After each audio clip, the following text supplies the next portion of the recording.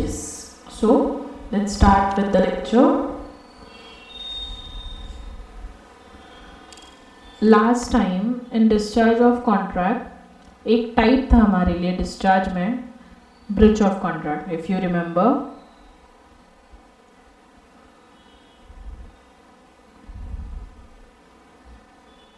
सी fifth वाला जो है discharge by breach of contract. So discharge, you know, I think you know this what is discharge of contract, last lecture में जो हमने किया था. सो अभी discharge by breach of contract एक ये टाइप छोटा सा हमें डिस्चार्ज में दिया गया था. Breach means what? It is a failure of a party to perform his obligation under contract. Breach brings an end to the obligation created by contract. So this is what is given under discharge of contract. अभी यही breach of contract पे हमें पूरा chapter है. इस breach of contract में हम breach पढ़ने वाले हैं क्या होता है, एंड देयर आफ्टर उसके जो रेमेडीज है, remedies for breach of contract, we have to learn that. Okay, so first of all breach क्या है, ठीक है, व्हाट इज ब्रीच. अभी डिस्चार्ज आपने समझा कि डिस्चार्ज क्या होता है, जब जो भी कॉन्ट्रैक्ट है एक तो एंड हो जाए, दोनों अपनी तरफ से अपना अपना पार्ट कंप्लीट कर ले, उसे हम डिस्चार्ज बोलते हैं. या फिर because of due to some reason से अलग अलग टाइप के डिस्चार्ज थे, सॉरी. तो डिस्चार्ज में नोवेशन था, जैसे कि एक टर्म्स पूरे का पूरा न्यू एग्रीमेंट बन गया तो भी कॉन्ट्रैक्ट डिस्चार्ज हो जाएगा. अगर एग्रीमेंट कैंसिल हो गया तो भी कॉन्ट्रैक्ट डिस्चार्ज होएगा. ये हमने देखा था. अभी ब्रीच क्या है? ब्रीच मतलब वो कॉन्ट्रैक्ट ही पूरा ना होना. Okay, so what is breach of contract? कि कॉन्ट्रैक्ट यहाँ पे पूरा हो ही नहीं रहा है, ड्यू टू विच कि कॉन्ट्रैक्ट पूरा नहीं हो रहा है, तो उसे हम जो कंप्लीशन है वो डिस्चार्ज तक नहीं पहुँच रहा है. Okay, now what it mean by discharge of contract? Let's have a look here. Parties to a contract are bound to perform their respective obligation. You know that. अभी हम contract के first chapter से लेके हम वही बोल रहे हैं कि दो जो parties है जो contract में है उनको अपने अपने obligations जो है वो complete करने हैं. So parties to a contract are bound to perform their respective obligation. If any party fails to perform the obligation imposed upon him, he is said to have committed breach of contract. For your understanding, you can say that तोड़ दिया contract, ठीक है, fulfil नहीं किया अपनी तरफ से अपनी अपनी जो लाइबिलिटीज थी, एक obviously from the one person वो फुलफिल नहीं की गई और उसके लिए कोई ऐसा रीज़न नहीं था. मतलब सी अभी हमने कुछ पहले एग्जांपल्स लिए थे, कुछ कोई तो चैप्टर में था कि म्यूज़िक मतलब वो एज ए सिंगर उसे अपॉइंट किया था, तो सिंगर सिंगिंग के लिए उसे आना था. सो अब अगर वो यही एग्जांपल ले, अगर वो सिंगर बीमार पड़ गया तो उसके पास एक रीज़न है कि वो सिंगर बीमार पड़ा है इसलिए वो नहीं आ पा रहा है, there is a reason. But अगर सिंगर ठीक ठाक है तो भी वो जानबूझ के after a contract he is not performing, then it is what? Breach of contract. Okay, so ये by example हमने देखा. So thus breach means what? Failure or refusal of a party to perform his obligation under a contract without any lawful excuse. This is very important. Without any lawful excuse. You can underline that full inverted comma वाला thing. Failure or refusal of a party to perform his obligation under a contract without any lawful excuse. What it means कि उसके पास कोई lawful excuse भी नहीं. जो मैंने singing वाला example लिया उसमें अगर सिंगर बीमार पड़ा then it is okay, he or she is not well and that's why they are not coming. So it is a lawful excuse. Okay, we can think about it. But अगर singer एकदम ठीक ठाक है, ठीक है, और वो ये कॉन्ट्रैक्ट को आ ही नहीं रहा है परफॉर्म करने के लिए, तो इन दैट केस हम उसे बोलेंगे ब्रीच हो गया कॉन्ट्रैक्ट. ठीक है, so it is a failure or refusal of a party to perform his obligation under a contract without any lawful excuse. So the breach of contract may be, अभी इसमें two types के हैं breach. एक तो है actual breach और दूसरा है एंटीसिपेटरी ब्रीच. ओके, सो ये दोनों क्या है? एक्चुअल ब्रीच मतलब क्या? अभी मैं थोड़ा सा ऊपर देखते हैं फिर हम टॉप एक्चुअली जो लिखा है उस पर जाते हैं. सो एक्चुअल ब्रीच मतलब क्या? जो प्रेजेंट डे पे एक्चुअली आज, अगर आज हमने बोला है ये कॉन्ट्रैक्ट कंप्लीट होगा, ये कॉन्ट्रैक्ट इस तरह से परफॉर्म करना है, उस दिन अगर वो नहीं परफॉर्म हुआ then it is called as actual breach of contract. Okay, so in a present day, when it is the day of performance of contract, in that day if the person, जो भी है सामने वो नहीं perform कर रहा है तो हम उसे बोलेंगे actual breach of contract. Okay, so let's start with it. Actual breach of contract, it is also called as present breach. Okay, so actual bridge का दूसरा नाम क्या है? Present bridge. ये आपको MCQs में आ सकता है कि what is the another name for actual bridge. It is present bridge. Actual breach of contract occurs when during the performance of contract or at the time of performance is due, one party fails or refuse or neglects to perform his obligation under the contract. So यहाँ पे bridge का meaning तो आपको समझ गया. Bridge क्या है कि एक पार्टी जो है वो निगलेक्ट कर रहा है या नहीं बोल रहा है मेरे को नहीं ये कॉन्ट्रैक्ट कंप्लीट करना. सो it is called bridge, that you know.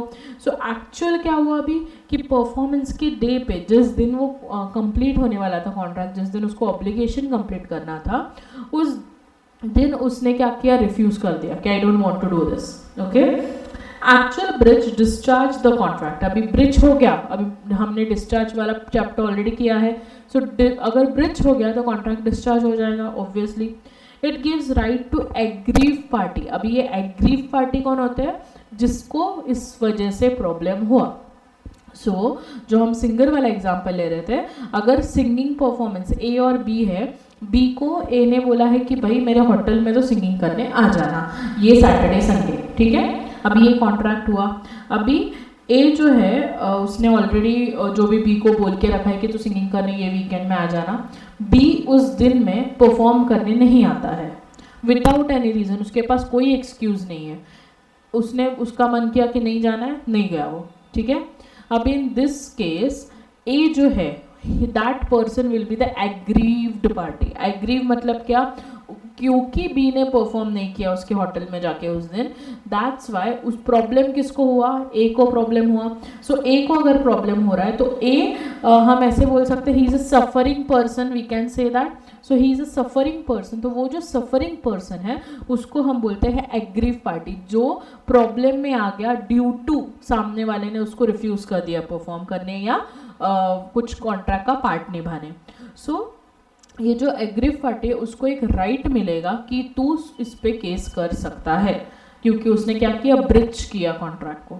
So it gives a right to aggrieved party. Now you know what is aggrieved. हम एग्रीव पार्टी किसको बोल रहे हैं? जो पर्सन सफर कर रहा है. ओके, सो एग्रीव पार्टी वो होता है जिसके जो ऐसा है, विक्टिम बोल सकते हो तुम उसे एग्रीव पार्टी को, in if you want to remember it exactly.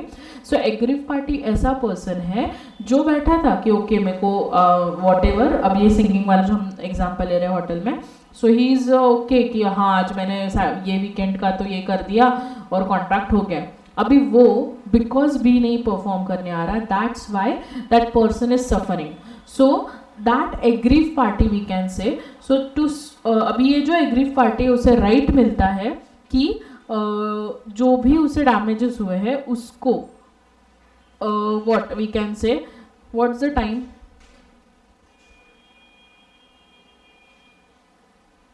कहाँ तक खाली से होता?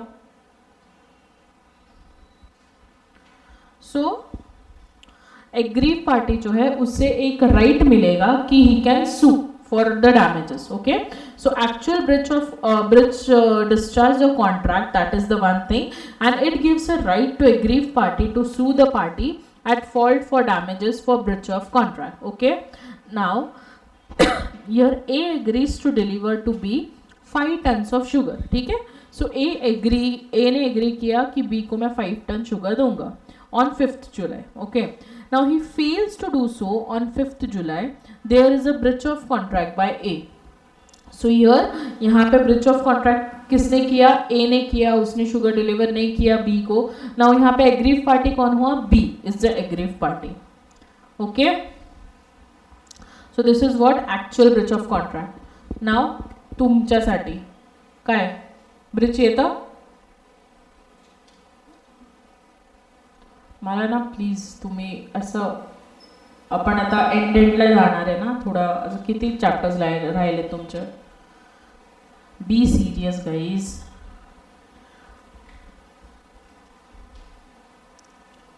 ओके, आपण तुम हे ॲक्च्युअल वाला नंतर जरा ब्रेकमध्ये हे करू. ओके, आता anticipatory breach of contract. So now you understood what is actual breach of contract. So breach is what? Breach is what?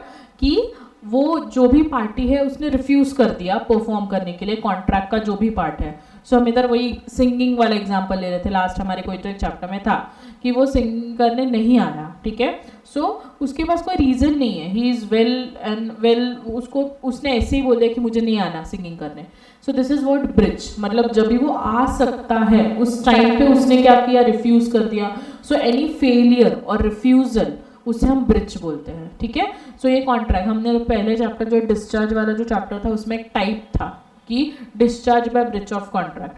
So breach क्या होता है कि वो कॉन्ट्रैक्ट कंप्लीट नहीं हुआ. ठीक है, तोड़ दिया कॉन्ट्रैक्ट, ऐसे समझ लो फॉर योर अंडरस्टैंडिंग. ना उसमें से हमने एक्चुअल ब्रिच ऑफ कॉन्ट्रैक्ट देख लिया. Now second one is anticipatory breach of contract. Anticipatory means what, कि जो आगे हम एंटीसिपेट कर सकते हैं कि ये कॉन्ट्रैक्ट नहीं हो पाएगा.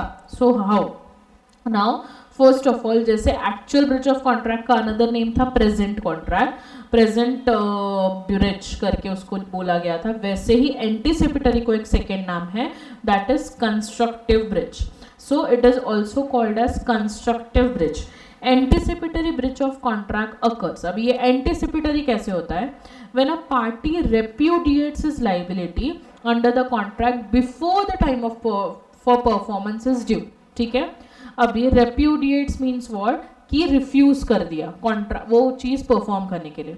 अब हम सेम एग्जाम्पल पे जाएंगे, सेम एग्जाम्पल जो सिंगिंग वाला था. से फॉर एग्जाम्पल ए और बी, हम सेम पार्टी ले रहे हैं, उसमें से ए ने बी को बोला कि सिंगिंग करने मेरे होटल में वीकेंड में आ जाना in end of the month, मतलब मार्च के एंड ऑफ द वीकेंड में आ जाना. अभी हमारा एंड ऑफ द वीकेंड क्या है, 29-30 कुछ है.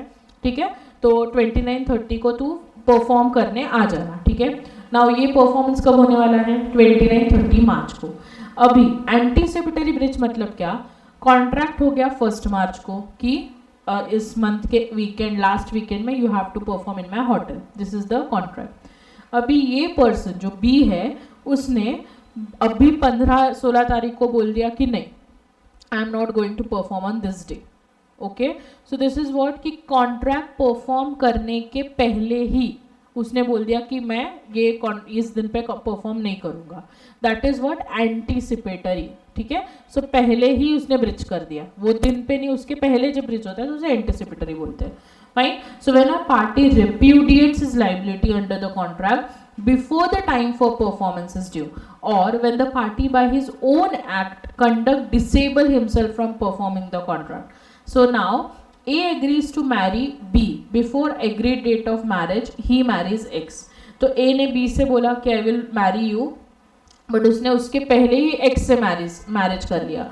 So the marriage contract has been repudiated here and by A by his conduct before the due date of its performance. The breach here is anticipatory breach. ठीक है, so this is the perfect example for understanding what is anticipatory. So उसने already किसी के और के साथ शादी कर ली, अभी वो उसके साथ करेगा क्या, ऑब्वियसली नहीं करेगा. सो इन फ्यूचर जब भी होगा वो मतलब डायरेक्ट तो पॉसिबल है नहीं कि उसके साथ शादी करना.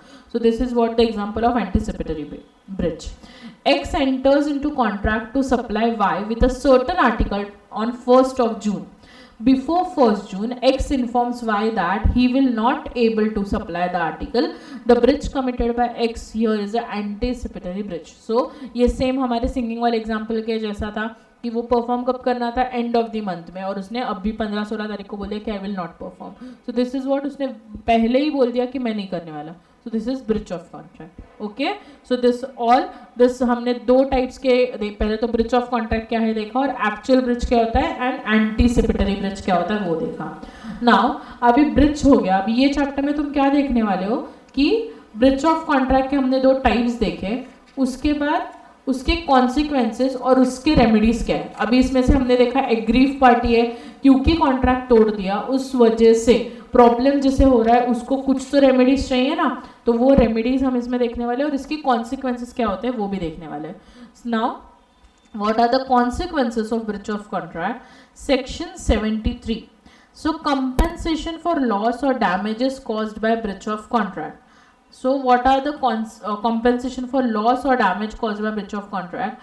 When a contract has been broken, the party who suffers by such breach, अभी थोड़ी देर पहले हमने aggrieved party को suffering party के नाम से बोला था, so that is the same thing. The party who suffers by such breach is entitled to receive from the party who has broken the contract compensation for any loss or damages caused by him thereby, which naturally arose in usual course of thing from such breach, or which the party knew when they made the contract to be likely to result from the breach of it. Such compensation is not to be given by any remote or indirect loss or damage sustained by reason of breach.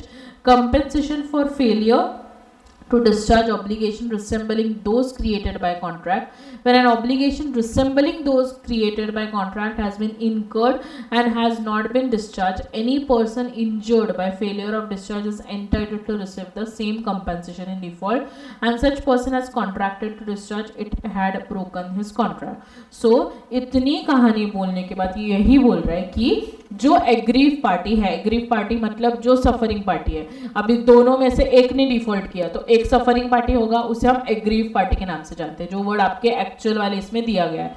तो अगर उससे problem हो रही है, सो in that case उससे obviously damages मिलेंगे, जो भी कंपेंसेशन होगा उसको, जो भी इशू हुआ है वो डैमेजेस उसके फुलफिल हो जाएंगे. Okay, so that is the thing. Now in explanation they are saying it, in estimating the loss or damages arising from the breach of contract, the means which existed of remedying the inconvenience caused by non-performance of contract must be taken into account. So जो भी because of non-performance उसको जो भी issue आया है वो damages से fulfill करके देना पड़ेगा. Okay, now see example here. A hires B ship to go to Bombay and there take on board on the 1st of January a cargo which A is to provide and to bring it to Calcutta.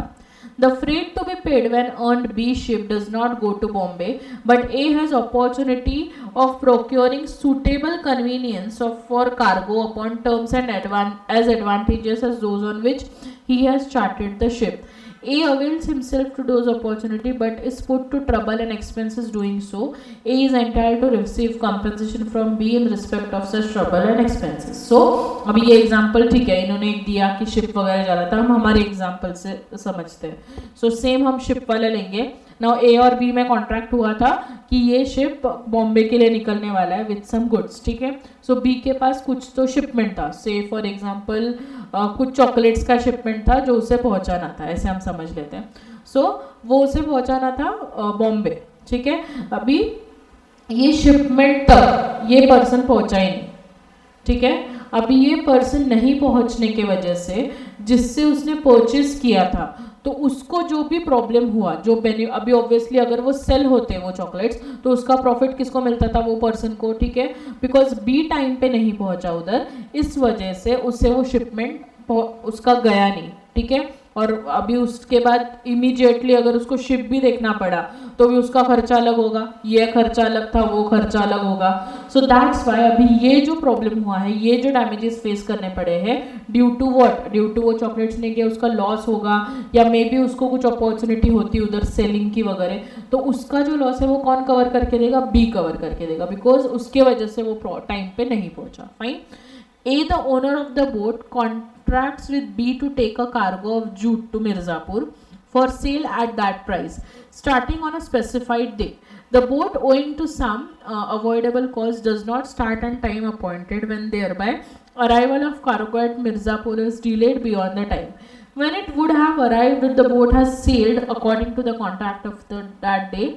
And before the arrival of cargo, the price of the jute falls. The measure of compensation payable to B by A is difference between the price with B would have obtained for the cargo at Mirzapur at the time when it have been arrived forwarded in due course, and it market price at the time when it's actually arrived. अभी ये क्या बोल रहा है, same example में boat time पे निकल गया. ठीक है, but due to some unavoidable reason, we don't know, कुछ तूफान आ गया, I don't know what happens, but जिस दिन पे वो पहुंचना चाहिए था, से फॉर एग्जांपल वो पहुंचना चाहिए था 15 मार्च को. ठीक है, पर वो 15 मार्च को पहुंचा ही नहीं, और वो पहुंचा जाके समझो 20 मार्च को पहुंचा, ठीक है। नाउ दिस डिले की वजह से प्राइस में फ्लक्चुएशंस हो गए। सो अभी जिस वो जो चॉकलेट्स हमारे एग्जांपल में थे वो चॉकलेट्स की प्राइस गिर गई, ठीक है। अभी जो सेलर है उसको कितने प्राइस से मिलेगा, अगर वो से चॉकलेट अगर उस दिन पे पहुंचता 15 मार्च को, उस दिन उसका रेट था 100 रुपया। अभी बिकॉज वो 20 मार्च को पहुंचा तो उसका रेट हो गया समझो 50 रुपीज़। अभी जो 50 रुपये का ऊपर लॉस हुआ है वो कौन बेयर करेगा, बिकॉज अभी जो हमने टाइम लिया था, एंटिसिपेशन किया था कि ये प्रॉपर इस डेट पे पहुंचेगा, पर उससे डिले हो गया फॉर सम अनअवॉइडेबल रीजन। अभी जो प्राइस ड्रॉप हो गया उस वजह से जो सेलर को प्रॉब्लम हुआ उसका लॉस कौन बेयर करेगा, ऑब्वियसली जो भी इसमें बी है तो बी जो है वो बेयर करेगा, fine. So this is what कि ब्रिज क्यों हुआ यहाँ पे, बिकॉज वो टाइम पे शिपमेंट पहुंचा, fine. So this is the what consequences.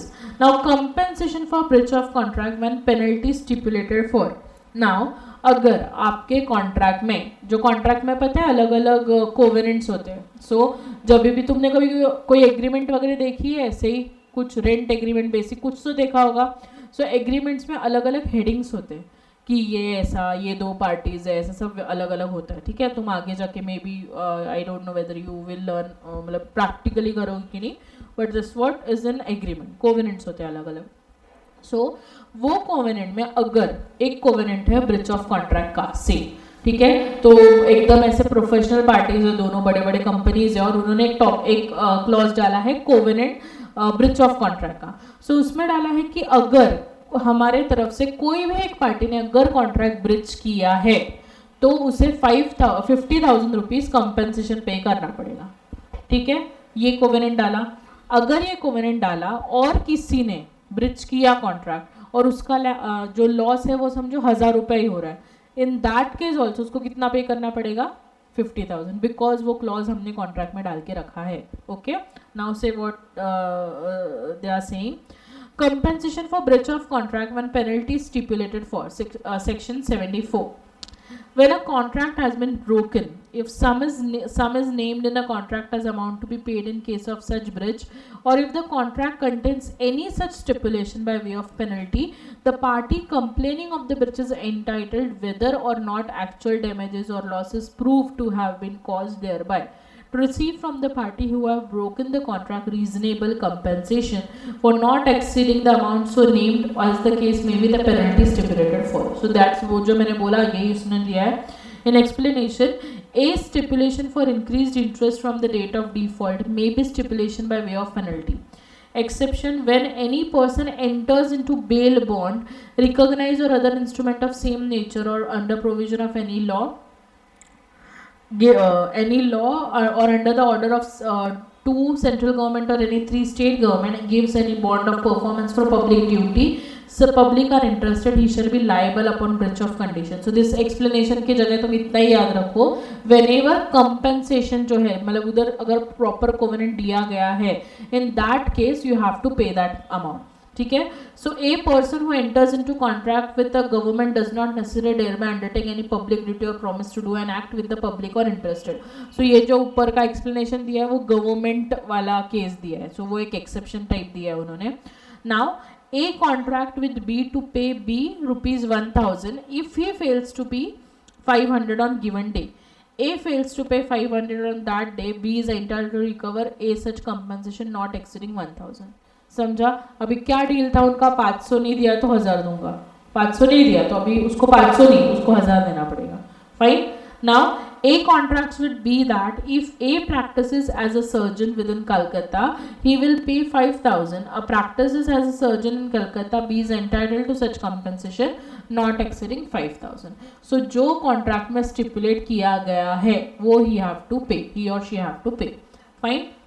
Now party rightful resigning contract entitled to compensation, section 75. A person who rightfully resigns a contract is entitled to compensation for any damages which has sustained through non-fulfillment of contract. ठीक है। अभी ए और B ऐसे दो parties होते हैं, ठीक है। ए और बी मतलब 2 पार्टीज होते हैं यूजुअली कॉन्ट्रैक्ट में। एक उसमें से पूरी सब कुछ कर रहा है और एक नहीं बोल रहा है, तो अभी जो नहीं बोल रहा है उसको ए को तो फुलफिल करना पड़ेगा उसका जो भी है। सो अगर ए ने, इन केस ऐसा हो गया कि ए ने अपना पार्ट जो है वो परफॉर्म कर दिया, पर बी जो है वो डिनाई कर रहा है वो परफॉर्म करने के लिए, in this case also a को बी से पैसे मतलब जो भी कंपेंसेशन होगा, डैमेजेस होगा, जो भी होगा वो उसे पे करना पड़ेगा। फाइन। नाउ इसके बाद हमारा टॉपिक चालू रहा है remedies for breach of contract. So breach of contract में हमने क्या क्या देखा, एक तो उसके टाइप्स एक्चुअल और एंटिसिपेटरी, उससे कॉन्सिक्वेंसेज और उसका compensation. Fine, any doubt till now? ठीक है, तुम लोग को एक्चुअल वाला जो है मैं बाद में बताती हूँ, उसके बाद तुम्हें कुछ नहीं समझा ऐसे कुछ है? Shaila, anything you don't understand? अभी पूछ लो। ओके फाइन, चल। हाँ, so remedies for breach of contract. अभी हमने इतना देख लिया कि यहाँ पे ब्रिज तो हो रहा है, कॉन्ट्रैक्ट तो तोड़ा जा रहा है, ठीक है। अभी ये होने के बाद वो जो सामने वाला एग्रीव पर्सन है उसके पास क्या रेमेडी है, वो क्या कर सकता है, तो उसकी एक हमें लिस्ट दी गई है, एक 5 चीजें हैं, उसमें से कुछ ना कुछ हो सकता है उसके साथ, ठीक है। Now first is suit for rescission of contract. Okay, यहाँ पे क्या दिया है? ओके, एग्रीव पार्टी के लिए ये चीजें हैं। सो वन और मोर फॉलोइंग रेमेडीज उसको मिलेगा। एग्रीव पार्टी कौन है तुम्हें समझ गया अभी तक, ठीक है। So suit for rescission of contract, rescission क्या होता है? लास्ट लेक्चर में मैंने देखा था डिस्चार्ज में, रेसिशन, रेमिशन, नोवेशन, ऐसे सब वर्ड्स देखे थे। रेसिशन क्या होता है उसमें से?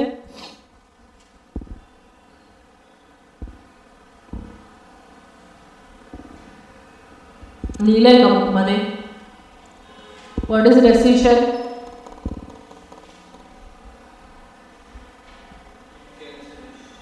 ओके, जो लिखा है वो याद भी रखो। So, suit for rescission of contract. Rescission means a cancellation of contract. When there is a breach of contract by one party, the other party may sue to treat the contract as resigned. When the court grant rescission, the aggrieved party is free from all his obligation under the contract. He becomes entitled to compensation for any damages which he suffered. ठीक है। So जब भी bridge होता है तो उसे क्या कर सकते हैं? उसे रेसिशन मतलब कॉन्ट्रैक्ट ये कैंसिल हो गया ऐसे ये करके जो सामने वाला पार्टी उसका पार्ट परफॉर्म करने जाएगा क्या? नहीं। अभी अगर 2 पार्टी है उसमें से एक ने डिनाई कर दिया कि मैं नहीं कुछ करूंगा, तो सामने वाला करके क्या करेगा? वो कॉन्ट्रैक्ट वैसे भी फुलफिल नहीं होने वाला, ठीक है। तो उससे उल्टा कोर्ट क्या करेगी? उसे डैमेजेस जो भी है उसके लिए वो ये करेगी कि उसे डैमेजेस मिल जाए, बट उसका पार्ट जो है परफॉर्म नहीं होगा, तो ये फाइनली क्या होगा? कॉन्ट्रैक्ट जो है वो कैंसिल हो जाएगा। Okay, this is the one thing.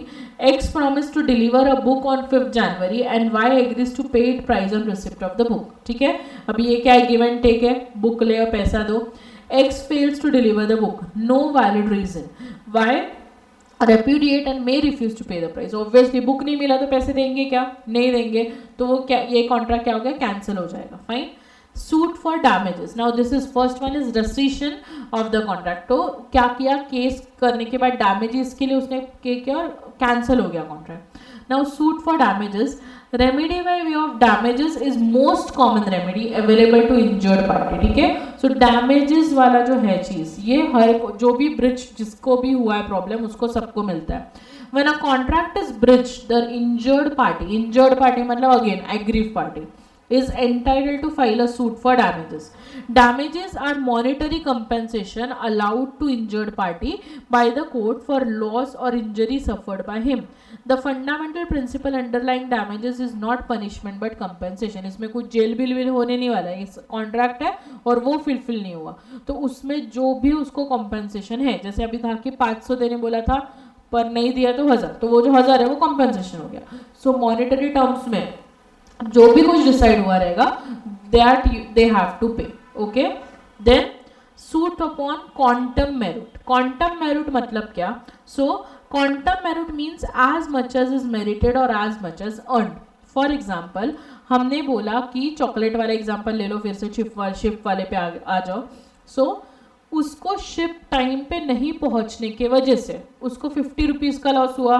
You remember that 100 rupees का प्राइस होना था उस दिन पर वो 50 हो गया जिस दिन वो पहुंचा। अभी ये 50 रुपीज़ का लॉस हुआ। अगर 50 रुपीज़ का लॉस पे किया और ये बंदा बोल रहा है कि नहीं अगर वो चॉकलेट पहुंचता उधर तो मुझे और 10,000 चॉकलेट्स का ऑर्डर आने वाला था, तो उसका भी मुझे डैमेज दो। This is not going to happen. वो फ्यूचर का बात है कि वो ऑर्डर आने वाला था, नहीं आने वाला था। अभी डैमेज किसका हुआ है, सिर्फ तेरा टाइम पे नहीं पहुंचा, इस वजह से जो प्रॉब्लम हुआ है that I will pay. But जो फ्यूचर वाला तुम ये करे, एंटिसिपेट करो कि ये होता वो होता, this is not the case. वो उन तक चॉकलेट पहुंचता, ऑर्डर देते नहीं देते, वी डोंट नो। तो उसका जो प्राइसिंग है वो ये भरेगा क्या, जो डैमेजेस है वो ये नहीं भरेगा, ठीक है। सो ऐसे कुछ ये क्वांटम मेरिट बोलता है। So quantum merit means as much as merited as much as earn. In other words, it means payment in proportion of the amount of work done. A right to sue and quantum merit arise when a contract partially performed by one party has become discharged by breach of the other party. The claim on quantum arise in the following cases, ठीक है। सो जितना उसने किया है, जितना जिस proportion में उसका जो भी पार्ट लिया, अगर समझो कॉन्ट्रैक्ट आधा परफॉर्म हुआ है, सो आधा कॉन्ट्रैक्ट परफॉर्म हुआ है तो आधा ही विल पे, और आधा ऑब्वियसली जो परफॉर्म हुआ उसका वो क्यों पे करेगा। अगर समझो जो हम कोवेनेंट का बात कर रहे थे, कोवेनेंट था कि 50,000 पे करना है कि अगर ये परफॉर्म नहीं हुआ कॉन्ट्रैक्ट तो, ठीक है। अभी उसने 50% से कॉन्ट्रैक्ट परफॉर्म किया है, तो in that breach of contract, अभी वो क्लॉज कैसा फ्रेम किया है दैट उस पर भी डिपेंड करेगा, पर वो 50,000 देने को रेडी होगा क्या, ऑब्वियसली रेडी नहीं होगा, क्योंकि उसने डैमेज, उसने पार्शियली कॉन्ट्रैक्ट पूरा किया है। से अभी जो हमारा सिंगर का एग्जाम्पल था, वो सैटरडे नाइट आके गया, संडे वो नहीं आया, कोई रीजन नहीं दिया, पर संडे आया ही नहीं वो। अभी उसको संडे का डैमेजेस तो पे करना पड़ेगा, पर जो सैटरडे को आके गया वो अगर बोला कि नहीं मुझे इसका पूरा नुकसान 1 लाख रुपया हुआ, तो वो 1 लाख रुपया देगा क्या, वो बोलेगा मैं सैटरडे को तो आके गया था, तो मैं सिर्फ 1 दिन का नुकसान दूंगा, ठीक है। So that is what quantum merit when the contract is discovered to be void, ठीक है। सो क्वांटम मेरिट कभी हो सकता है अगर वॉइड हो गया कॉन्ट्रैक्ट, ठीक है, when something has been done without any intention to do gratuitously. So कुछ तो समझो gratuitously उसने कुछ किया, कुछ intention उसका गलत नहीं था पर गलती से हो गया। When one party refused to perform the contract, ये सिंगर वाला है, सैटरडे नहीं आया, सैटरडे आया संडे नहीं आया, ठीक है। सो पार्शियली कॉन्ट्रैक्ट जो है परफॉर्म हुआ। Now, suit for specific performance of contract. In certain special case of breach, damages are not adequate remedy. So contract may in such case order some specific performance of contract. The defaulting party will force to perform the contract perform the act promised under the contract. It is granted only in following cases. Okay. So अभी सब जगह ना पैसे से काम नहीं चलता, कभी कभी वो कॉन्ट्रैक्ट पूरा होना बहुत इंपॉर्टेंट होता है। अभी अगर हम बुक का एग्जांपल ले लें, वो मुझे बुक ब्रिज नहीं, मुझे वो बुक चाहिए ही था, उससे मेरा कुछ तो प्रॉब्लम सॉल्व होने वाला था, तो so in that case I want a specific performance कि मुझे भाई तू मुझे पैसे से कुछ नहीं, डैमेजेस का पैसा मत दे, मुझे वो बुक दे दे, मुझे उससे फायदा होने वाला है, फाइन। सो उसको बोलते हैं specific performance of contract. When compensation is money is not adequate relief, so where compensation पैसे मिलना, सिर्फ पैसे मिलने से मेरा प्रॉब्लम सॉल्व नहीं होने वाला, तो उससे तभी हम स्पेसिफिक परफॉर्मेंस मांगते हैं। Where there is no standard for ascertaining the actual damage cause by non performance. So हम ना ये कैलकुलेट ही नहीं कर सकते कि डैमेजेस कितने हैं अमाउंट में, so in that case specific performance होना कंपल्सरी है। When compensation is money cannot be obtained, where compensation in money cannot be obtained, so where हम पैसे ले ही नहीं सकते फॉर दैट परफॉर्मेंस, ठीक है। सो इन दैट ऐसे जब 3 केसेस होंगे तो स्पेसिफिक परफॉर्मेंस होना कंपलसरी है, ओके। सो वो कॉन्ट्रैक्ट को कैसे भी करके पूरा ही करना पड़ेगा। अब इसे सिंगिंग वाला जो है उसमें अगर हम अमाउंट कैलकुलेट नहीं कर सकते मेरे को डैमेजेस कितना होगा, so in that case I will say that कि मुझे स्पेसिफिक परफॉर्मेंस चाहिए, you have to perform in my hotel, okay. This is what about the specific performance. Now last, suit for injunction. Injunction is an order of court restraining a person from doing a particular act. To do, so injunction क्या है, to do or not to do, ये कौन बताएगा, court बताएगा, ठीक है। सो ये करना है या नहीं, ये नहीं करना है, ये कौन बताएगा, कोर्ट ऑर्डर बताएगा। So in injunction is an order of court restraining a person from doing a particular act. The court by issuing injunction restrain a person from doing what is promised not to do. Injunction may be temporary or permanent. It is preventive relief granted at a discretion of the court. So injunction जो है वो कभी कभी permanent हो सकता है या कभी कभी temporary हो सकता है, ठीक है। सो कभी कभी पता है तुम लोग को कोर्ट केस कोई घर पे वगैरह चालू रहता है तो कोर्ट का उधर नोटिस लगा रहता है कि यहाँ पे ये जो प्रॉपर्टी है वो सेल वगैरह नहीं होगा बिकॉज इस पर कोर्ट केस चालू है। वो एक इंजंक्शन हो गया, एक टाइप का इंजंक्शन हो गया, this property will not be sale. So वो ये रहेगा क्या परमानेंट, ये टेम्पररी रहेगा। जब वो प्रॉपर्टी का केस सॉल्व हो जाएगा वो उस नोटिस से हट जाएगा, तभी उसके बाद फिर तुम सेल करो, परचेस करो, कुछ भी करो। So that is one type of injunction we say, ठीक है। So this are 5 remedies available with what, for breach of contract. अगर ब्रीच हुआ है तो हमें क्या क्या मिलेगा, सूट फॉर रेसिशन, या ये सब केसेस ही है, suit for damages, suit upon quantum merit, suit up for specific performance and suit for injunction. Fine. So this completes your I think breach of contract and the contract act. इतना बड़ा chapter हो गया, कितना आता है तुम लोग को ये तक? आ टेस्ट दिली का तू जून में दे दे paper direct. Okay, so this completes your Indian contract act and this chapter also. Fine. So last lecture में हमने बोला था कि कुछ डाउट्स है कॉन्ट्रैक्ट के, वो लेके आओ, पढ़ो। क्या पढ़ा कि नहीं तुम लोग ने? कुछ तो पहले इसमें कुछ है क्या डाउट अभी जो हमने पढ़ा उसमें? ठीक है, तो हम एक्चुअल वाला फिर से एक बार रिपीट करते हैं। Actual breach of contract. So breach of contract तुम्हें समझ गया कि ब्रीच ऑफ कॉन्ट्रैक्ट क्या है, कि रिफ्यूजल और डिनायल, कि मेरे को ये नहीं करना है, कोई रीजन नहीं है वैलिड। सो लॉफुल रीजन क्या बोलते हैं हम? लॉफुल रीजन मतलब अभी समझो पर्सन बीमारी है और वो नहीं कर सकता ये चीज, तो उसमें कुछ तो रीजन हुआ ना, कि है कुछ तो रीजन। बट आपको देखो सेकेंड लाइन में आपको मिलेगा फेलियर और refusal of a party to perform his obligation under the contract without any lawful excuse. Okay, so without any lawful excuse वो मना कर रहा है कि मेरे को कॉन्ट्रैक्ट नहीं करना। अभी इस ब्रिज के दो टाइप्स है, एक है एक्चुअल और एक है एंटिसिपेटरी। एंटिसिपेटरी तुमने देख लिया। एक्चुअल क्या, कि प्रेजेंट डे में जिस दिन वो कॉन्ट्रैक्ट परफॉर्म करना है उस दिन वो परफॉर्मेंस नहीं बोल रहा है, वो मना कर रहा है, मैं नहीं करूंगा। Fine. So it is also called as present breach. So actual का दूसरा नाम क्या है? Present bridge. एंटिसिपेटरी का दूसरा नाम क्या था? Constructive breach. Okay, so present actual का दूसरा नाम है प्रेजेंट ब्रिज। तो when during the performance of the contract, जब ब्रिज होता है या फिर at the time of performance is due, one party fails और रिफ्यूज और neglects to perform his obligation under the contract. So तुम्हें एंटिसिपेटरी समझा, जो फ्यूचर डेट का है वो अभी मना कर रहा है, दैट इज एंटिसिपेटरी, और जो प्रेजेंट डेट का मना कर रहा है वो actual. So actual breach discharge the contract. अभी डिस्चार्ज में हमने देखा था टाइप्स ऑफ डिस्चार्ज था, उसमें ब्रिज वाला एक पार्ट था कि डिस्चार्ज बाय ब्रिज। तो जब भी ब्रिज होगा तभी कॉन्ट्रैक्ट डिस्चार्ज ऑब्वियसली हो जाएगा। So it gives a right to aggrieved party. Aggrieved party कौन है? जो सफर कर रहा है, वो विक्टिम हम बोलेंगे हमारे अंडरस्टैंडिंग के लिए, to sue the party at fault for damages. So जो सफर करेगा वो क्या करेगा? केस करेगा सामने वाले पे। A agrees to deliver to B 5 ton of sugar on 5th July. He fails to do so on 5th July. There is a breach of contract. Okay, so same day, present day पे जो हो रहा है उसे हम actual बोलते हैं, और जो फ्यूचर डेट पे होने वाला है उसे एंटिसिपेटरी बोलते हैं।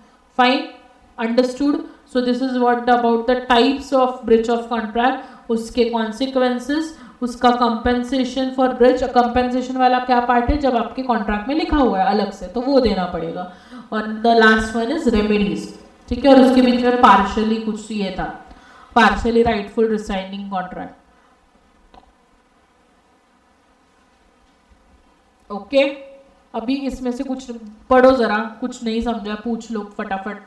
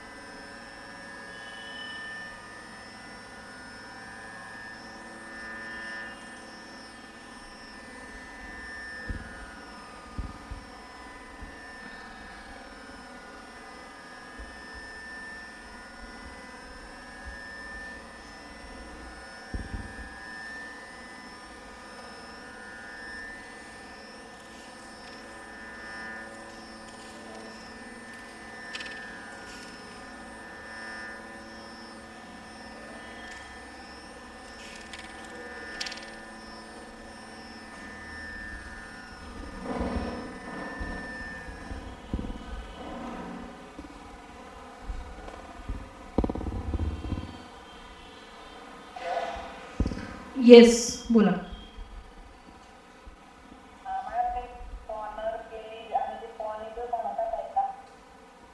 ठीक आहे. म्हणजे प्लेज वाला ना. हा ओके ओके ठीक आहे. याच्यामध्ये काही डाऊट आहे ब्रिजमध्ये? काय डाऊट नाही आहे, सगळं माहिती आहे म्हणजे समजलंय. फाईन. कॉन्ट्रॅक्ट ॲक्टमध्ये काही डाऊट आहे, वाचलंय का तुम्ही? Quantum merit. हां अजून कॉन्ट्रॅक्ट ॲक्ट वाचलं तुम्ही ह्या वीकमध्ये? खरं बोला, वाचलंय का? समजलंय का?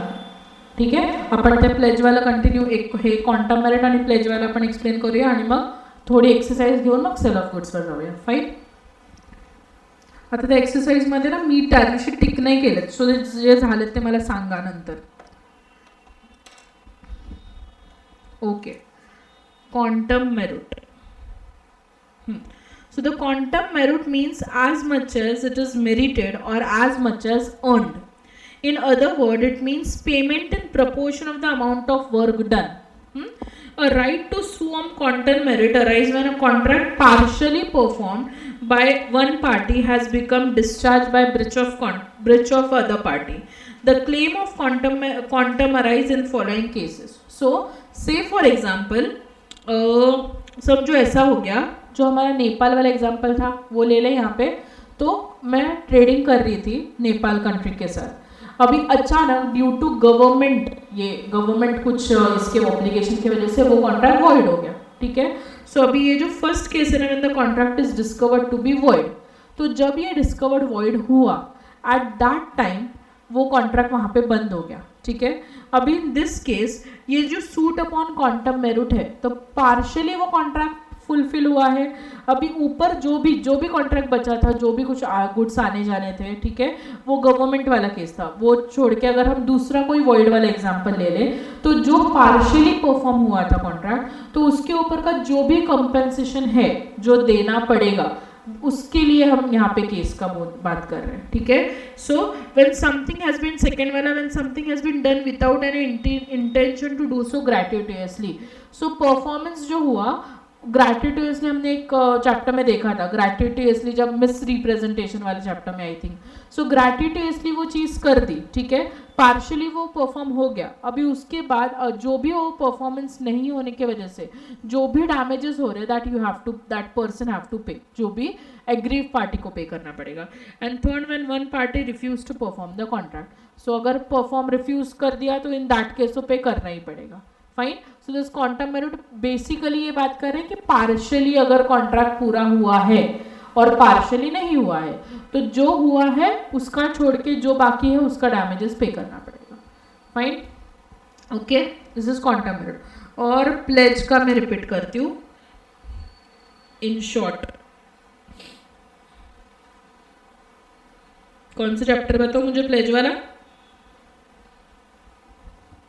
यही है.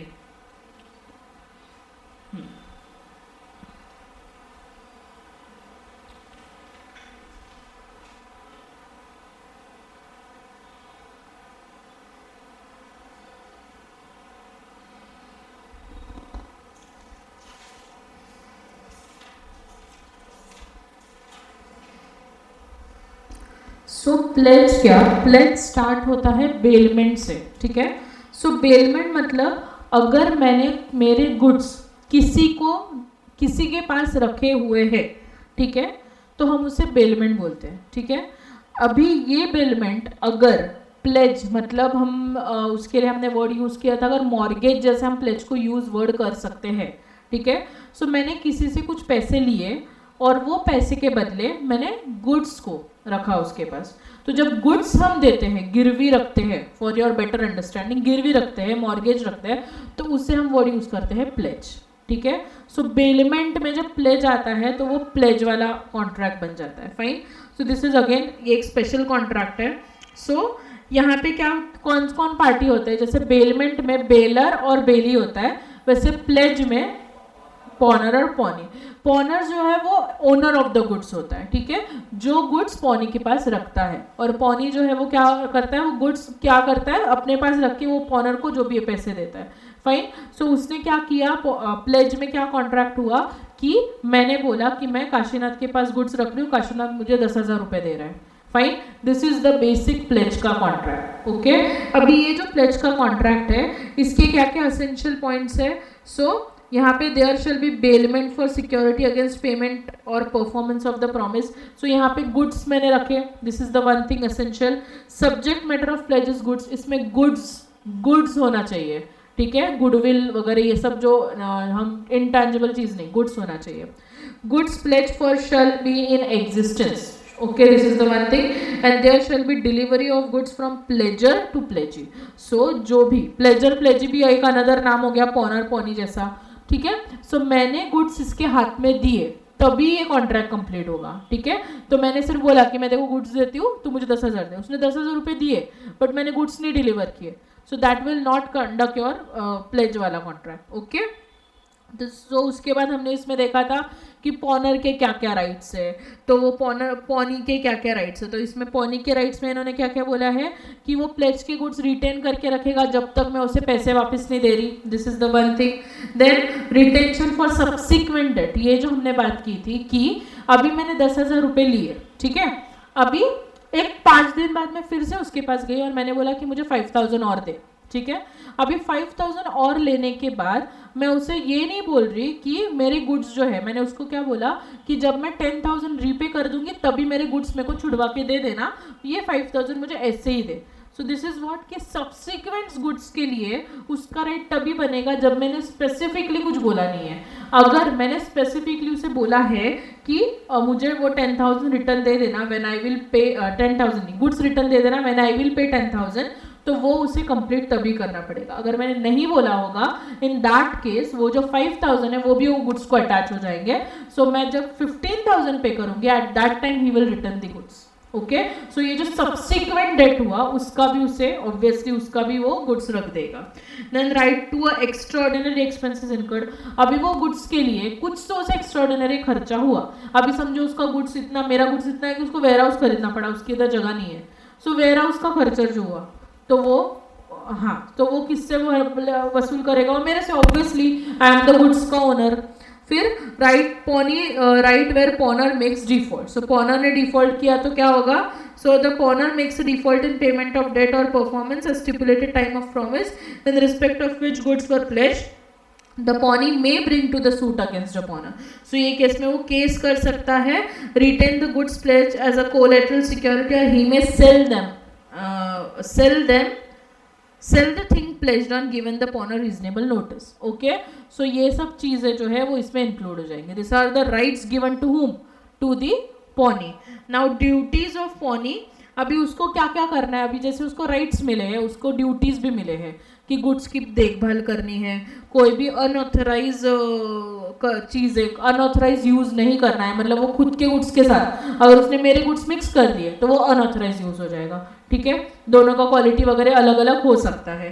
Then duty to return the goods when the debt has been repaid और promise has been perform. So whenever आपकी ड्यूटी, मतलब मैंने अगर उसको 10,000 रुपये पे कर दिए एट दैट टाइम उसे वो गुड्स मुझे रिटर्न देना है, that is the one thing. Okay, so ये जो है वो ड्यूटी आ गई। Then duty to not mix his own goods, जो हमने अभी जस्ट बोला कि मिक्स नहीं करना क्योंकि दोनों की क्वालिटी वगैरह अलग अलग हो सकती है, so you can't mix it.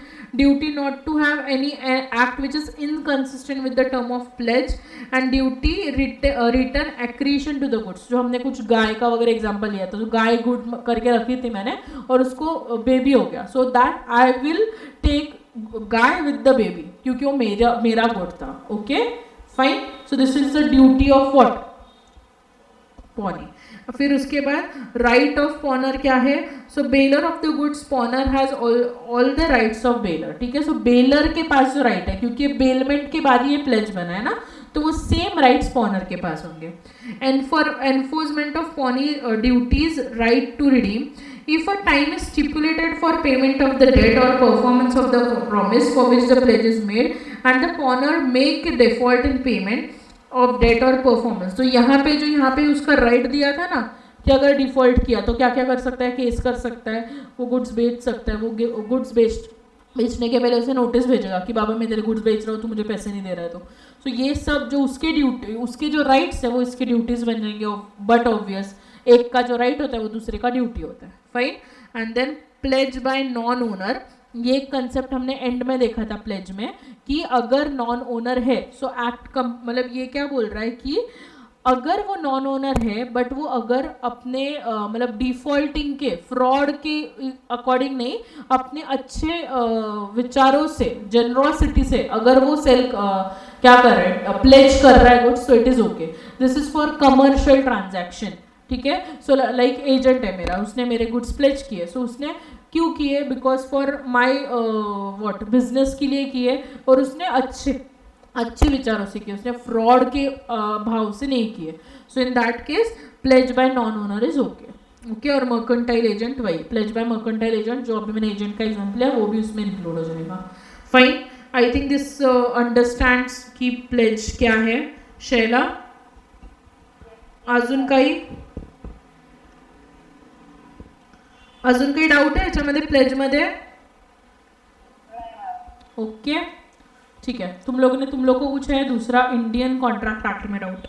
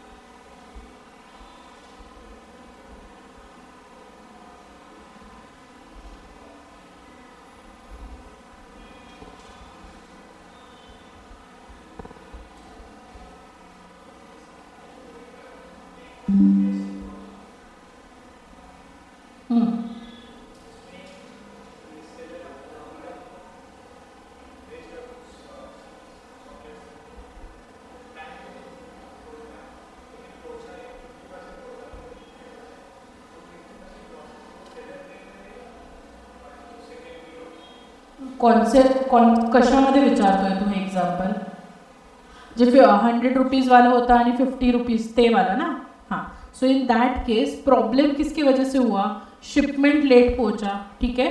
सो जो शिपमेंट वाला, अभी मेरा जो डीलिंग है, अभी बायर बैठा है किधर तो बॉम्बे में, यूएस वीएस किधर तो बैठा है, बायर का इसमें कुछ संबंध नहीं है। आई एम द सेलर। मैंने एग्रीमेंट किसके साथ किया था? जो शिपमेंट वाला है, तो जो भी शिप वगैरह जाता है उनके साथ एग्रीमेंट किया था, तो डैमेजेस मुझे वो पे करेगा। उसके शिप में बैठ के जा रहा था ना गुड्स, और उसके शिप में बैठ के वो टाइम पे नहीं गया, इस वजह से मुझे प्रॉब्लम आया। सो इसमें बायर तो बीच में आया ही नहीं, बायर को पहुंचा, उसको मस्त मजा हो गया कि उसको 100 रुपीज़ में मिलने वाला तो 50 रुपीज़ में मिला।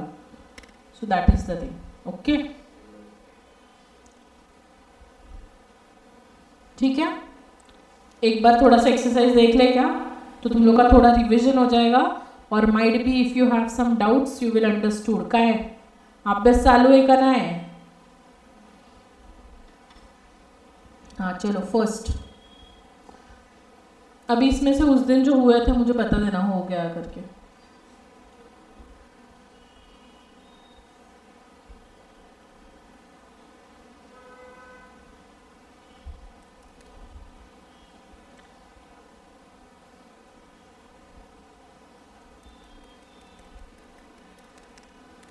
जिसको आ रहा है, एक जन बताओ, 10 जन नहीं।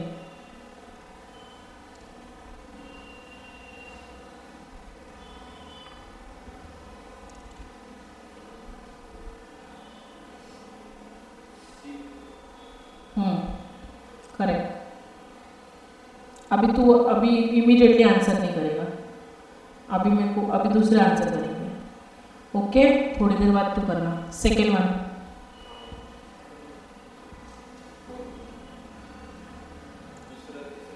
झाले 4।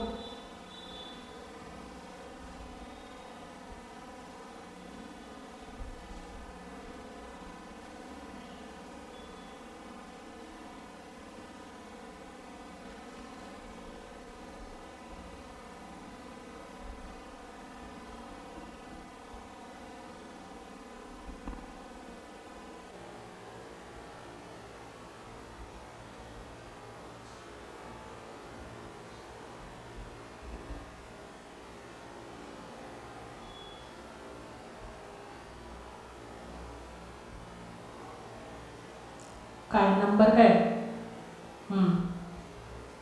परफेक्ट। 5th हुआ है।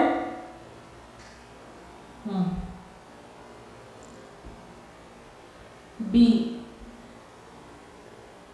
टिक फक्त करू नको, आन्सर दे।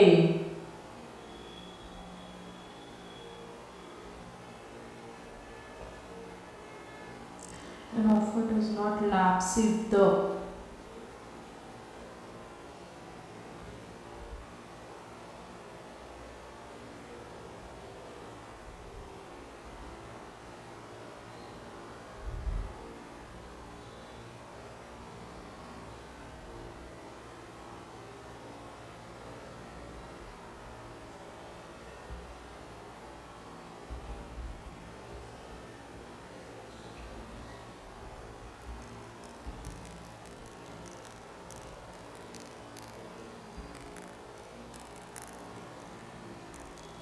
क्या?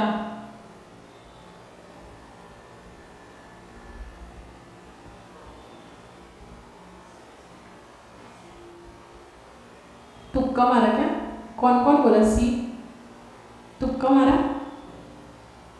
सी करेक्ट है। क्या बोला है? An offer does not lapse if the, अभी नॉट लैप्स, अभी हमने लैप्स वाली सिचुएशन देख ली है, अभी यहाँ पे क्वेश्चन है नॉट लैप्स। सो कब ऑफर लैप्स नहीं होगा? Acceptance is made by the offeree in ignorance of the death of offeror. ठीक है, सो अगर उसने इग्नोर किया और उसको पता ही नहीं और उसने एक्सेप्टेंस भेजा, इन that case it will not lapse. Okay, next.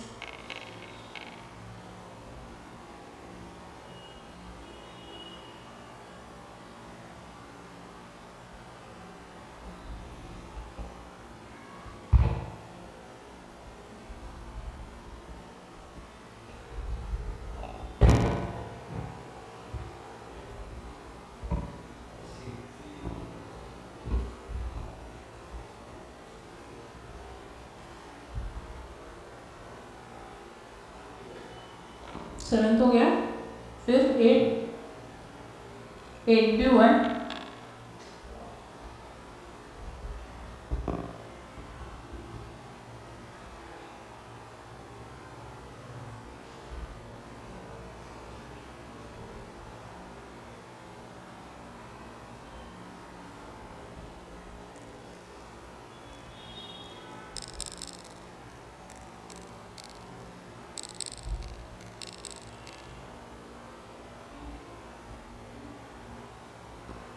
E D 9th हुआ आई थिंक ना,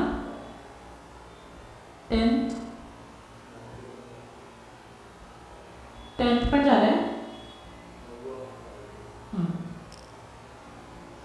10th वाला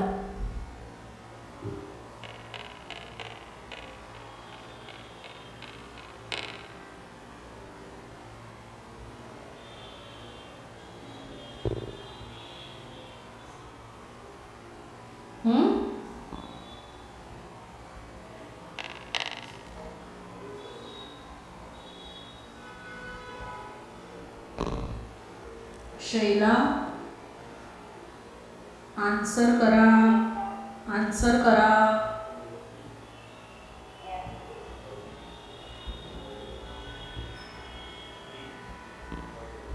मस्त तुम्ही पेपरला अशी आजूबाजूला बसणार आहे का? इकडेच एक्झाम घ्यायचा का? विषय इकडे असेच बसू आपण, सांगू इन्स्टिट्यूटला असं आम्हाला चांगलं जमतं. 11 झालंय.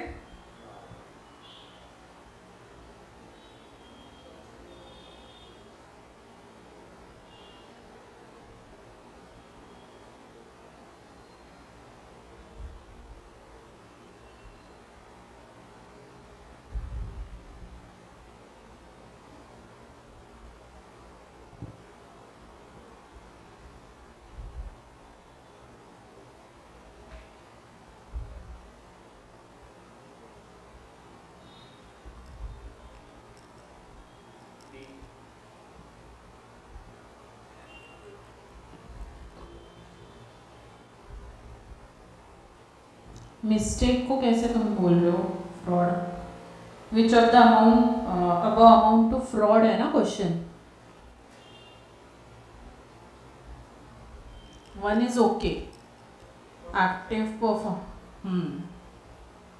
Promise made without any intention of performing it. Promise कर दिया बट उसका इंटेंशन ही नहीं है परफॉर्म करने का, तो इज व्हाट, फ्रॉड कर रहा है ना वो. Now inducing mistake as to subject matter. Mistakes हमने देखा ना लास्ट टाइम. फ्रॉड में थोड़ी आता है मिस्टेक. उसमें एक तो यूनिलेटरल बायलेटरल से 2 टाइप्स के मिस्टेक होते हैं. जो अगर बायलेटरल है तो वो तो ख़त्म ही हो गया, वॉइड ही हो गया. और यूनिलेटरल है तो वो वॉइडेबल होता है या फिर वो उस पर क्योंकि एक साइड से मिस्टेक होता है. But it doesn't amount to fraud, never amount to fraud. ये हमने देखा था. 13 देखा है, 14, 15, 15.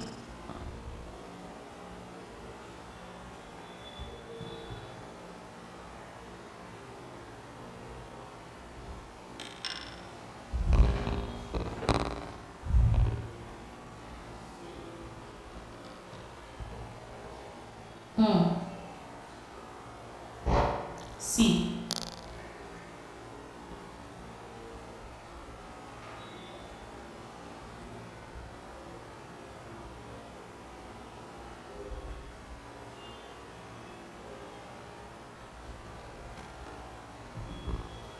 सिक्सटीन.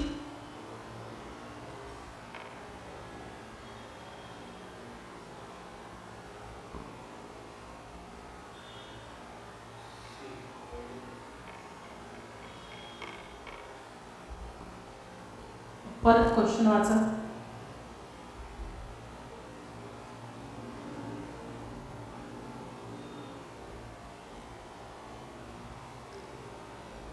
ए और बी का कॉन्ट्रैक्ट हुआ कि घोड़ा सेल करना है, हॉर्स. ए ने बी को बोला I will sell you the horse for 10,000 rupees. B ने बोला ठीक है. हॉर्स सेल करना है, हॉर्स है ही नहीं, हॉर्स भाग गया.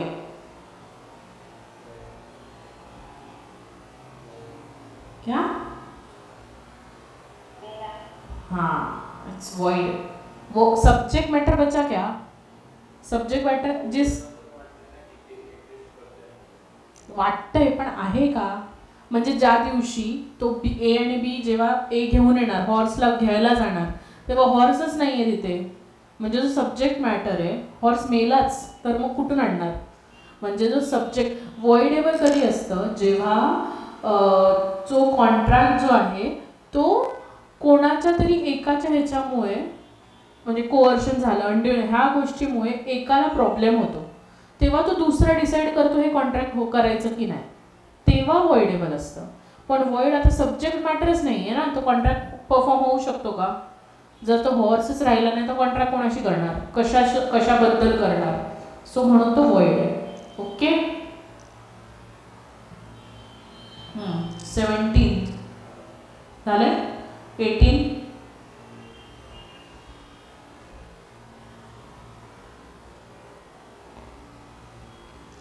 पियुष सांग मला आन्सर 18th चा.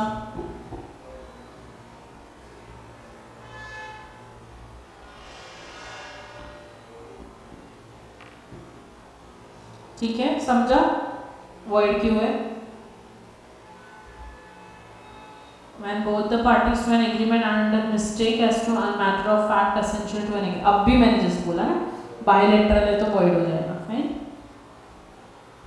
ये हमने देखा था शायद 19 देखा है ना. 20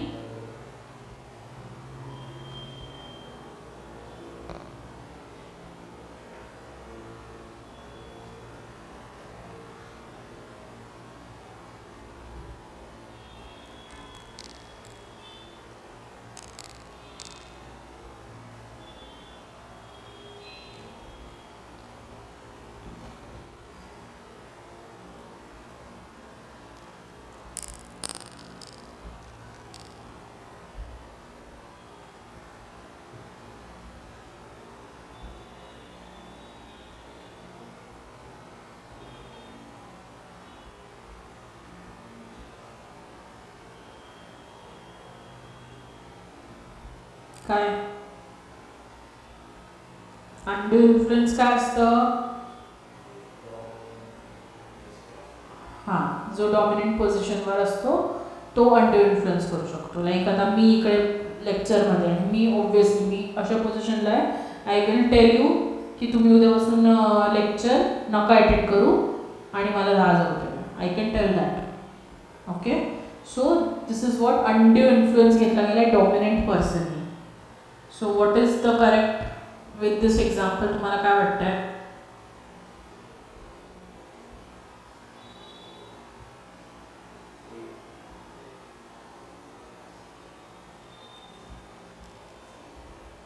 सी का? आता ए बरोबर बोलला तू की the relation subsisting between the parties are such that defendant was in position to dominate the will of plaintiff. आता तुम्ही इकडे थोडं का कन्फ्यूज झाले? इकडे वर्ड्स यूज केले आहेत प्लेंटिफ आणि डिफेंडेंट. दिस इज मी कधीतरी लेक्चरमध्ये यूज केलेलं आहे. प्लेंटिफ म्हणजे काय? जो जेव्हा ना केस करतात ना तेव्हा दोन पार्टीज बनतात. प्लेंटिफ म्हणजे जो केस करतो, ठीक आहे, जो विक्टिम असतो. नेहमीच असं नसतं की प्रत्येक प्लेंटिफ विक्टिम नसतो, बट प्लेंटिफ म्हणजे जो ज्याला प्रॉब्लेम झाला आहे, आणि डिफेंडेंट जो डिफेंड करतो त्या केसला. ठीक आहे. सो सेकंड बी काय? The defendant use the position to obtain an unfair advantage from plaintiff. मी तुमच्याकडनं 10,000 घेतले, दॅट इज अनड्यू इन्फ्लुएन्स, म्हणजे ॲडव्हान्टेज घेतला मी. So I am taking that advantage is consider under undue influence. Okay, so that's why answer is what? A and, both A and B. C answer आहे. Okay, next केलंय का आपण? 22.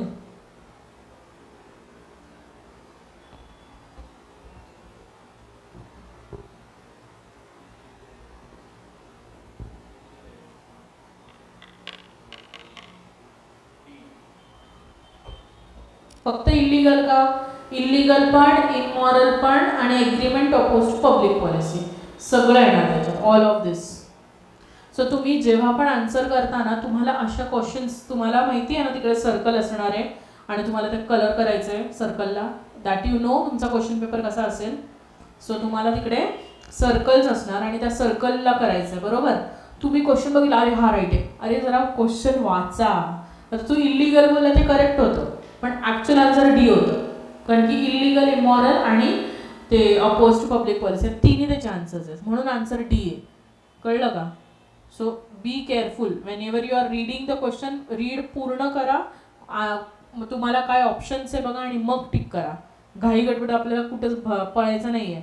आणि मी जेवढं notice केलं आहे ना, तुमचे जे MCQs क्वेश्चन असतात ना त्याला तुम्हाला टाईम मिळतो, घाई गडबड नाही करायची. हां, तुम्हाला टाईम जो आहे त्याच्यात कम्प्लीट करायचंच आहे. हा MCQs क्वेश्चन आहे, तुम्हाला काही डिस्क्रिप्शन लिहित नाही बसायचं आहे. सो जे जे फटाफट येतात ते फटाफट, जिकडे तुम्हाला खूप विचार करावा लागतो ना त्याला थांबा, त्याला नंतर करा. जिकडे विचार तुम्हाला टाईम जातो, तुम्हाला वाटतंय की नाही ह्याच्यावर विचार करायचा आहे, थांबवा. पण जे येतात आहे ना ते फटाफट करायचे. किती क्वेश्चन्स असणार आहे तुमचे माहिती आहे? एक्झॅक्टली. सो 50 क्वेश्चन्स आहेत. तुम्हाला किती वेळ मिळाला आहे? 1 hour. 1 hour मिळाला आहे तुम्हाला. 1 hour तुम्हाला 50 क्वेश्चन्स करायचे, ठीक आहे. सो पहिले तुम्ही अर्धा तासात तुम्हाला जेवढे येतात ते पूर्ण करा आणि मग जो अर्धा तास राहतो त्याच्यात तुम्हाला नाही येतात, आय होपफुली की तुम्हाला 5चा एक 10 पकडाय मॅक्झिमम जे नाहीच येतात, मग त्याच्यावर विचार करा. सो जे येत आहेत ते फटाफट संपवा, पण प्रत्येक क्वेश्चन रीड करून त्याचे पॉईंट्स बघून काय काय मला क्वेश्चन ऑप्शन्स दिलेत मग आन्सर करा. उगाचच घाई गडबडीत आपल्याला कुठे पळत नाही जायचं आहे. फाईन.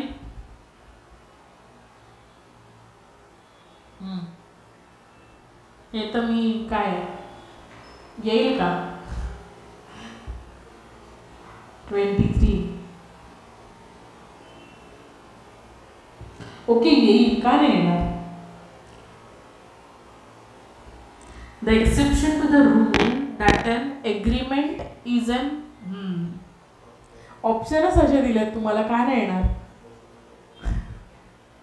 सो काय ऑप्शन्स होते तुम्हाला. The exception to the rule that an agreement is restraint of trade is void are contained in the provision of 27 section 27 of contract act only, partnership act, both the above mentioned and none of this.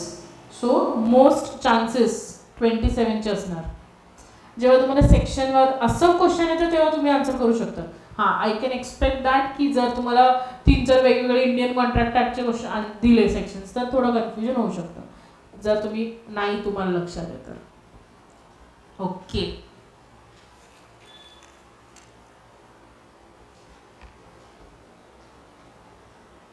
ना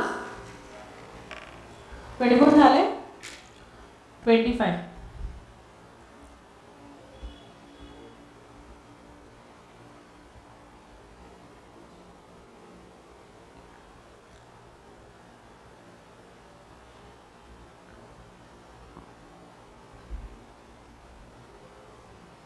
The agreement will be unlawful if काय yes 25 ना D. The object forbidden by law. काय the agreement will be unlawful. Unlawful सांगितलंय. If there is no consent unlawful असेल का. Consent is not free तेव्हा unlawful सांगितलंय ना त्यांनी. So there is no consideration. हे सगळे तर व्हॅलिड एकतर व्हॅलिड एग्रीमेंटचे पॉईंट आहेत किंवा मग वॉइडचा पॉईंट आहे. So the object is forbidden by law जेव्हा असेल तेव्हा ते अनलॉफुल असेल. फाईन.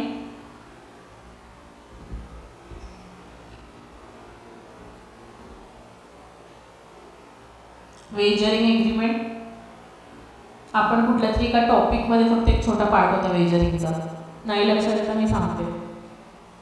गॅमलिंग करतात, सट्टा. परफेक्ट. डी.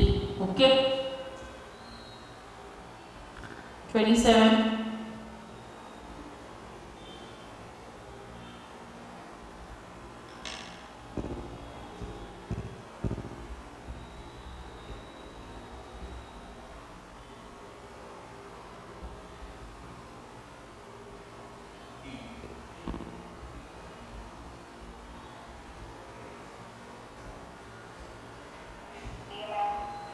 D.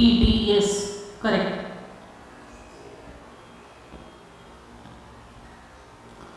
28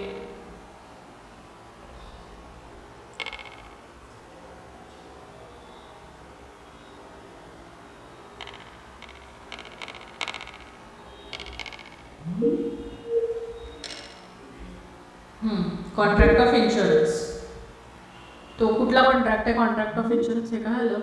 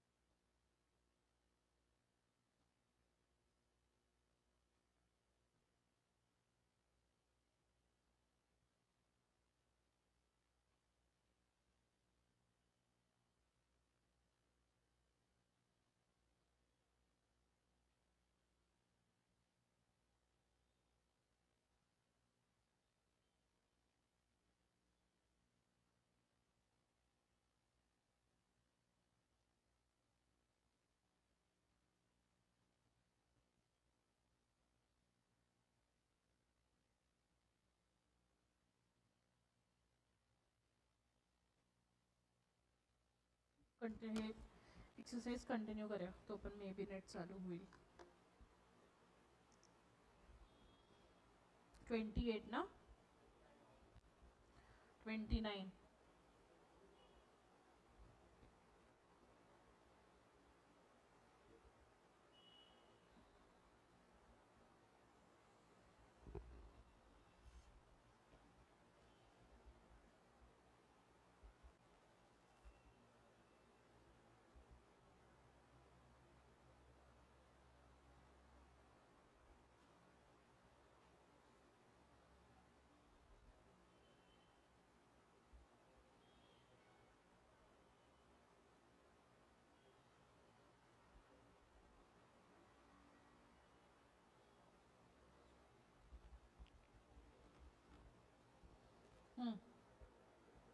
काय 29. Wagering agreement in India is declared by contract act. मीच आन्सर करते. माहिती तुम्हाला? हां, तुक्का मारला ना. Right. Void but not illegal. हे गुगल केलं का? हां, इलिगल नाही आहे, पण इंडियन कॉन्ट्रॅक्ट ॲक्ट म्हणजे लॉने त्याला वॉइड म्हणून पहिलेच घोषित केलं आहे. सो it is not illegal but it is void. Okay. हां, नेक्स्ट.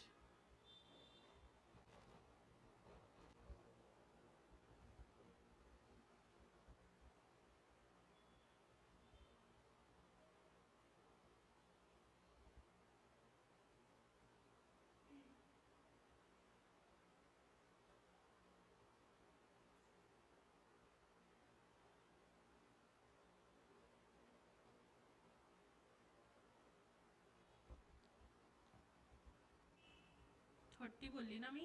हां, काय? An agreement without consideration, restraint of marriage, restriction of it. Yes, all of this. Fine. 31.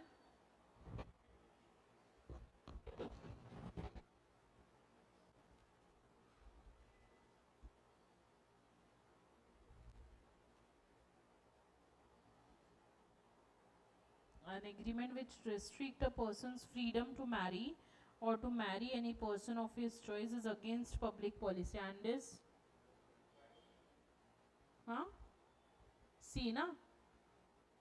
आता तुम्ही वरती आन्सर दिलं त्याच्यामध्ये होतं रिस्ट्रेंट ऑफ मॅरेज. तेच विचारलं परत त्यांनी, फक्त वेगळ्या लँग्वेजमध्ये. 32.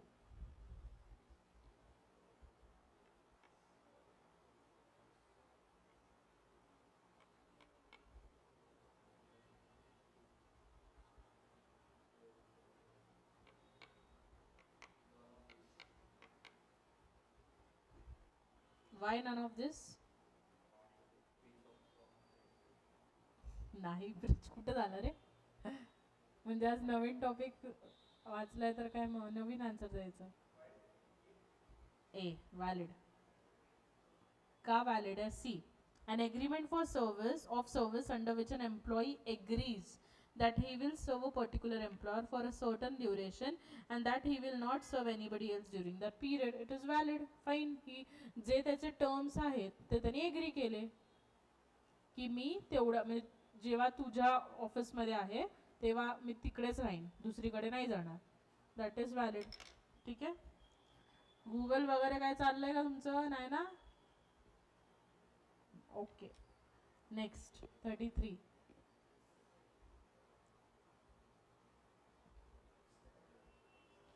If seller agrees to supply or goods produced by him to certain buyer and nobody else, and the buyer also contracts to accept whole of the quantity agreement is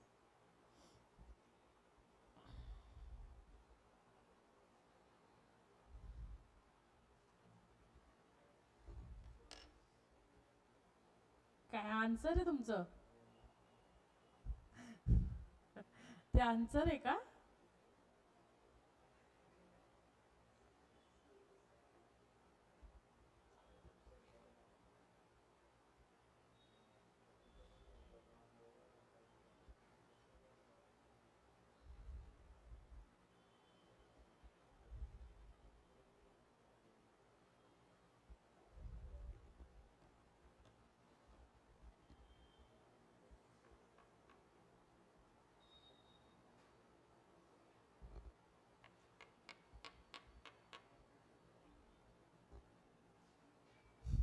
सोल्यूज का सांगितलेलं मला ते सांग पहिले. वेगळं वर्ड दिसलं म्हणून व्हॅलिड नाहीये म्हणून, दॅट इज द ओके की व्हॅलिड नाही दिलंय म्हणून नन ऑफ दिस. पण सोल्यूज का? ते एक सेल एग्रीमेंट आहे सोल्यूज म्हणजे. ते आपल्या कॉन्ट्रॅक्टमध्ये म्हणजे ते व्हॅलिड वॉइड त्याच्यामध्ये अजून नाही आहे.